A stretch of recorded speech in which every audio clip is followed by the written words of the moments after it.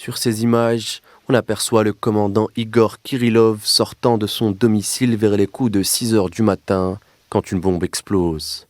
Celle-ci ôte la vie au commandant des troupes de défense radiologique, chimique et biologique des forces armées russes, ainsi que celle de son adjoint. Le comité d'enquête russe a qualifié d'acte terroriste l'assassinat qui par ailleurs a été revendiqué par les services de sécurité ukrainiens. L'explosion a été provoquée par l'activation à distance d'une bombe fixée sur une trottinette électrique près de l'entrée de l'immeuble. L'appareil était équipé de 300 grammes de TNT. Le commandant Kirillov, 54 ans, sanctionné en octobre par Londres pour le déploiement présumé d'armes chimiques en Ukraine, est le plus haut responsable militaire russe à avoir été tué depuis le début de l'offensive russe en Ukraine.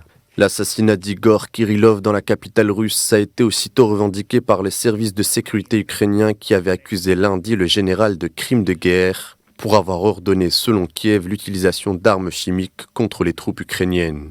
Une accusation qui n'est pour l'heure pas étayée par des preuves. L'assassinat du commandant n'est pas la première opération du genre. Le 20 août 2022, Daria Dugina, fille de l'intellectuel russe Alexandre Dugin, a été tuée dans l'explosion d'une voiture à Bolchiye-Vyazomy, dans la région de Moscou.